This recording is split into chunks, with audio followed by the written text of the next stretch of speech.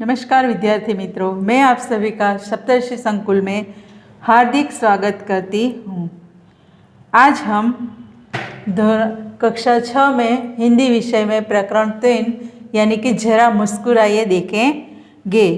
जीवन में हास्य का बहुत ही महत्व है।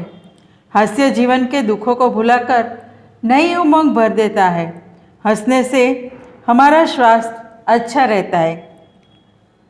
तो आप लोगों ने देखा होगा कि लाफ्टर क्लब जैसे क्लब भी चलते हैं, जहाँ जाकर लोग ज़ोर ज़ोर से ठहाका लगाकर हंसते हैं। हंसने से हमारा स्वास्थ्य अच्छा रहता है।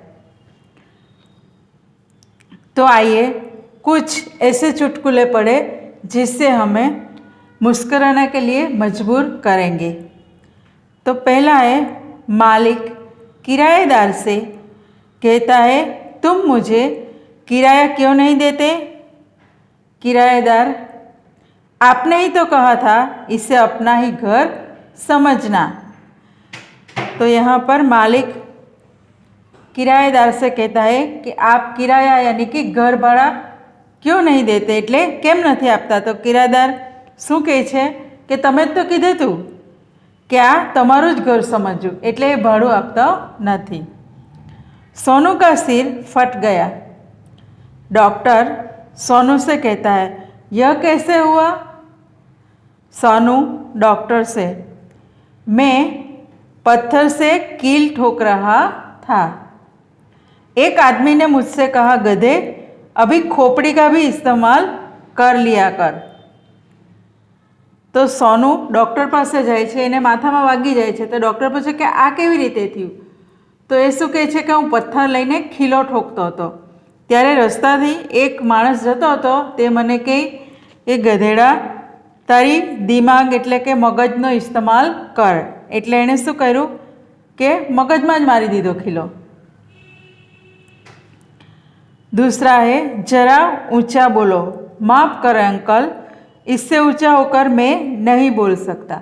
ऊंचा बोलना एटले के जोरथी बोलवा कीधुं। तो एणे शुं कर्युं कि टेबल ने बधुं लईने एकदम ऊपर ज चढ़ी गयो। डब्बू, इतिहास में तुम फेल कैसे हो गए? क्योंकि सभी प्रश्न उस समय के पूछे गए थे जब मैं पैदा भी नहीं हुआ था। मुन्ना कहे, पापा कल मैंने रात के 1:30 बजे तक पढ़ाई की। मुन्ना एना पप्पा ने कहे छे कि रात्रे में 1:30 वाग्या सुधी वाँच्યું। पिता कहे, शाबाश बेटे, लेकिन रात को 11 बजे के बाद तो सारे मोहल्ले की लाइट चली गई थी। मुन्ना कहे, सच? मैं तो पढ़ने में इतना मगन था कि मुझे पता ही नहीं चला। हवे पिता कहे छे कि सरस दीकरा, तू आखी रात वाँचतो हतो, पण रात्रे 11 वागे तो लाइट जती रहेली, आखा मोहल्ला एटले के शेरीनी।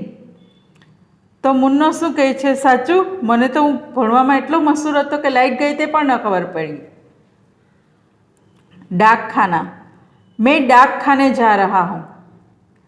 तो दूसरा आदमी क्या समझता है, इस कितना भूखा है, कागज पत्र भी खा जाता है। तो इसी प्रकार कई और चुटकुले देखेंगे। सोहन, वो सोनल से कहता है, सोनल बताओ, अक्ल बड़ी है या भैंस बड़ी है? सोनल, भैया पहले दोनों के जन्मदिन बताओ, तब पता चलेगा कि कौन बड़ा है। सोहन सोनल ने कहे छे कि अक्ल मोटी छे कि भैंस? तो एनी बेन शू जवाब आपे छे कि भाई पहला ए बेवनो जन्मदिवस मने के, तो हूँ कहीश कि कोण मोटू छे, पण रियल में अक्ल मोटी छे ने। पिता लड़कों को कहती है, सोने की लंका क्यों कहते हैं? पिता लंका को सोने की लंका क्यों कहते हैं? बेटा के इसीलिए कि वहाँ कुंभकर्ण रहता है जो पूरा दिन सोता ही रहता है, इसीलिए उसे सोने की लंका कही जाती है। एक छोटी बच्ची होती है, वो ने टेलीफोन पे अपने पिताजी की आवाज़ सुनी। वह ज़ोर से रोने लगी। माँ ने पूछा, अरे बेटी क्यों रो रही हो? तो बेटी के अब इसमें से पिताजी को कैसे निकालेंगे? तो एक नानी छोकरी रड़वा માંડે છે અને પૂછે છે, નાની છોકરી રડે છે કે હવે આ ટેલિફોનમાંથી મારા પપ્પાને કેવી રીતે બહાર કાઢીશ? એણે એના પપ્પાનો અવાજ ટેલિફોનમાં સાંભળ્યો। ऐसे ही चुटकुले हम कई जगह पर सुनते हैं, जैसे कि अखबार आता है हमारे वहाँ, उसमें सामयिक आते हैं, उसमें भी छोटे छोटे लिखे होते हैं, तो आप पढ़िएगा। मज़ा इसमें बहुत सारा खुशी मिलती है। और ऐसे कार्यक्रम टीवी पर, रेडियो पर भी आते हैं। टीवी पर लाफ्टर चैलेंज आता है वगैरह आते हैं ना, तो आप सबने देखा है। कपिल शो, कपिल शर्मा शो, ये सब आते हैं। तो अब अभ्यास देखेंगे। शामयिकों को अखबारों में से चुटकुले पढ़िए और कक्ष में सुनाइए। आपने जो चुटकुले सुने हो या पढ़े हो उन्हें लिखिए। आपको ऐसे चुटकुले ढूंढने हैं और अपनी कॉपी में लिखकर रखना है। जब स्कूल आओगे तब चेक करेंगे हम। प्रश्न 2, निम्नलिखित परिच्छेद में से मुहावरे ढूंढिए और इनके अर्थ देकर वाक्य प्रयोग कीजिए। रमेश पढ़ाई में होशियार लड़का है, इसलिए रमेश पिताजी की आंखों का तारा है। आंखों का तारा के नीचे अंडरलाइन कीजिए। आंखों का तारा यानी कि प्यारा होना। रेशमा अपनी माँ की आंखों का तारा है। इस साल रमेश ने कमर कस के परीक्षा की तैयारी की थी। कमर कस के, उसके नीचे अंडरलाइन कीजिए। कमर कसना यानी कि खूब मेहनत करना। इस बार सुरेश ने क्लास में नंबर 1 आने के लिए कमर कसी। जब वह परीक्षा देने गया तो उसका ईद का चांद मित्र महेश का नंबर भी उसके नज़दीक था। ईद का चांद होना, इसके नीचे अंडरलाइन कीजिए। कभी कभी दिखना। मेरा मित्र तो ईद का चांद है जो मुझे कभी कभी ही मिलता है। महेश आस्तीन का सांप निकला और वह अध्यापक की नज़र चुरा के रमेश की कॉपी में से नकल कर रहा था। आस्तीन का सांप के नीचे अंडरलाइन कीजिए। आस्तीन का सांप होना यानी कि हमारा दुश्मन होना। मैंने अपने मित्र पर खूब भरोसा किया, लेकिन वह आस्तीन का सांप निकला और वह अध्यापक की नज़र चुरा के उसके नीचे अंडरलाइन कीजिए। नज़र चुराना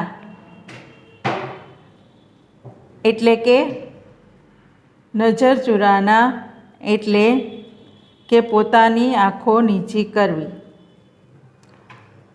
अध्यापिका ने गीता को कक्षा में से चोरी करते पकड़ा, इसीलिए वह नज़र चुरा के जा रही थी।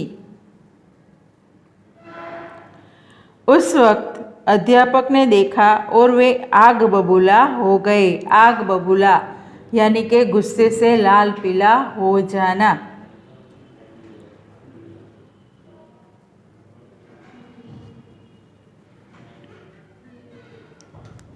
पिता ने देखा कि उसका लड़का पढ़ने के बजाय खेल रहा है, तब वो आग बबूला हो गए।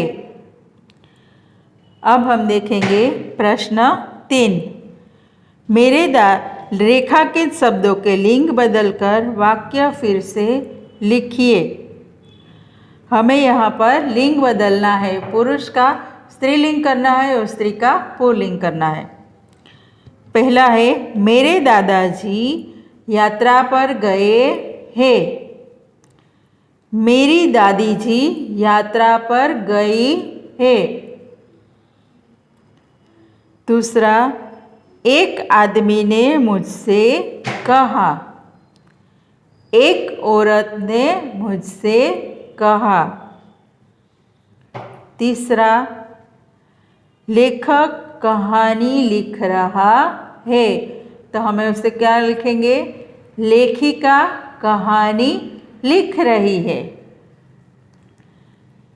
मेरी मालकिन का स्वभाव बहुत अच्छा है।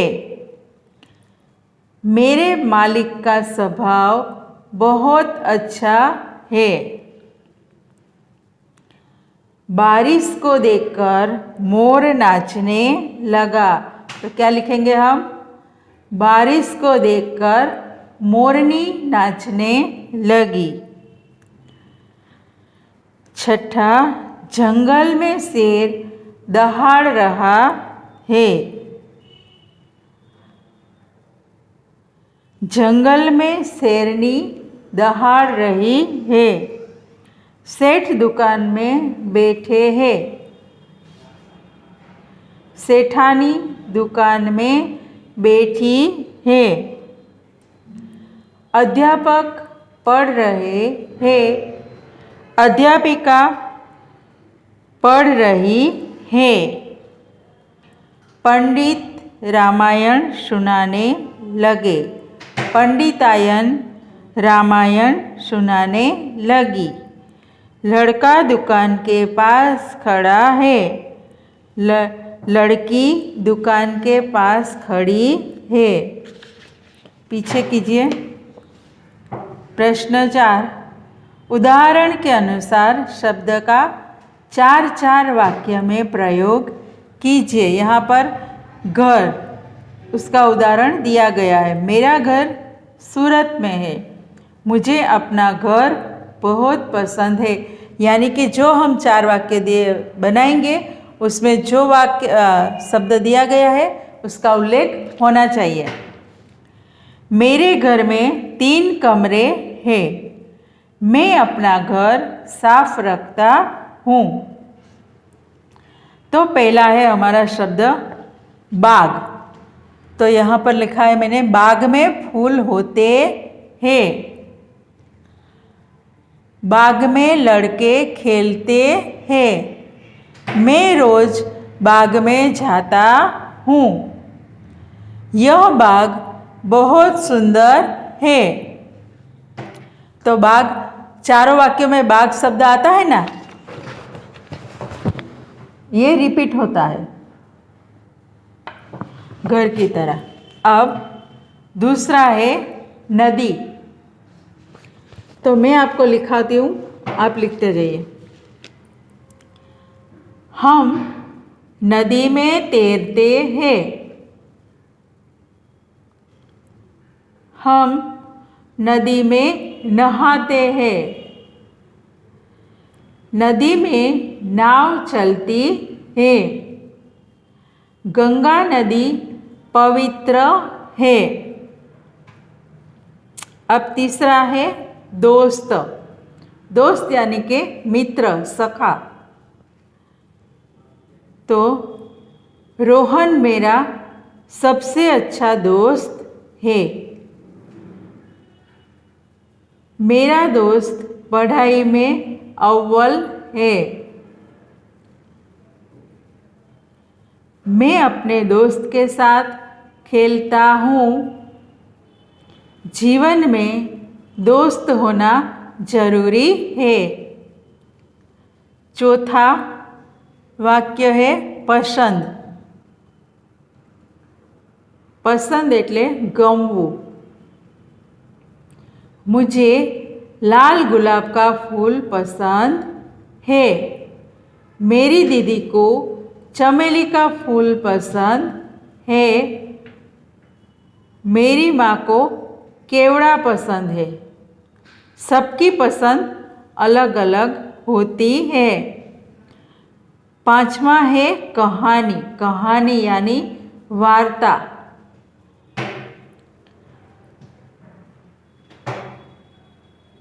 मुझे कहानी पढ़ने का शौक है। बच्चे कहानी सुनने में मग्न है।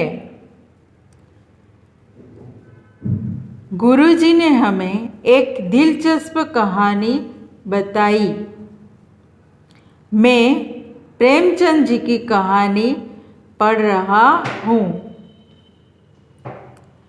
अब कहावतों के अर्थ दिए गए हैं। कक्षा कक्ष में उदाहरण देकर चर्चा कीजिए। मैं आपको एक इसमें से उदाहरण देकर सिखाती हूँ। आप उन्हें दूसरे को अपने कॉपी में लिखिए। अक्कल बड़ी या भैंस। शरीर बड़ा होने की अपेक्षा अक्कल बड़ी होती है। यानी कि एक दिन एक आदमी जंगल से जा रहा था, तो उसने देखा कि एक दूसरा आदमी ऐसे दोनों हाथ खड़े करके खड़ा था। तब उसने पूछा कि आपने ऐसा क्यों किया? तो उसने बोला कि मैं ये अपनी अलमारी का माप देने जा रहा हूँ, तो इसलिए वो दोनों हाथ ऐसे फैलाकर ही जा रहा था। तब उस आदमी ने सोचा कि ये इतना बड़ा हो गया, फिर भी उसे पता नहीं। जब हम माप देने जाते हैं तो उसके इंच लिख लेते हैं या उसका साइज। वो तो दोनों हाथ ऐसे करके, इतनी अलमारी थी तो वो ऐसे ही जा रहा था। इसीलिए अक्कल बड़ी है या भैंस? तो अक्कल। उसने अक्कल का यानी कि दिमाग का इस्तेमाल किया ही नहीं। अब आपको दूसरा, आसमान से गिरा खजूर में अटका। एक के बाद एक विपत्ति में फंसना। आसमान से गिरा એટલે આસમાનથી પડ્યો ને ખજૂરીમાં અટક્યો। यानी कि एक मुसीबत से हम निकलते नहीं कि दूसरी मुसीबत आ जाती है। मेरा फ्रेंड था, उसका नाम था रमेश। वह खूब पढ़ने में होशियार था, पर उसके दादाजी का देहांत हो गया और उसे गांव जाना पड़ा, तो वो पढ़ाई में लेट हो गया। वो गांव से आया ही था सब विधि निपटाकर कि यहाँ आकर वो छत से गिर गया। तो वो सौगत ही कहता है, आसमान से गिरा और खजूर में अटका। एक मुसीबत से ना निकला के दूसरी में गिरा। ऐसे ही तीन और है। आए थे हरिभजन को ओटन लगे कपास। એટલે કે हरिभजन करवा आया था અને कपास तोड़वा માંડ્યા। अच्छा काम छोड़कर महत्वहीन काम में लग जाना। ये आपको विद्यार्थी मित्र खुद लिखना है। मैंने दो उदाहरण आपको दिए हैं, उसे सुनकर आपको ये स्वयं ही लिखना है। जो गरजते हैं वो बरसते नहीं। यानी कि उसका मतलब होता है जो डींग मारते हैं वे काम नहीं कर सकते। पांचवा है, जैसी करनी वैसी भरनी। जो जैसा करते हैं उसे उसी के अनुसार फल भुगतना पड़ता है। ये आप तीनों के अर्थ आप अपनी कॉपी में लिखेंगे और जब स्कूल आएंगे तब मुझे दिखाएंगे। और आप खुश हो और ठहाके मार के हंसो, जिससे कि हमारा स्वास्थ्य अच्छा रहता है और हमें आनंद मिलता है। आनंद मिलने से हम कोई भी काम प्रसन्नता से कर सकते हैं। इसीलिए आप हमेशा खुश रहो। आप आकाशवाणी, दूरदर्शन एवं प्रसार माध्यम से चुटकुले एवं हास्य कार्यक्रम सुनिए और देखिए, और आप इन चुटकुलों का एक छोटा सा संग्रह भी बनाइएगा। तो आज हम यहाँ पर जरा मुस्कुराइए यह पाठ पूर्ण करते हैं। तो विद्यार्थी मित्रों, आपको जो होमवर्क दिया गया है उसे पूरी तरह पूरा कीजिए। अस्तु। जय हिंद, जय भारत।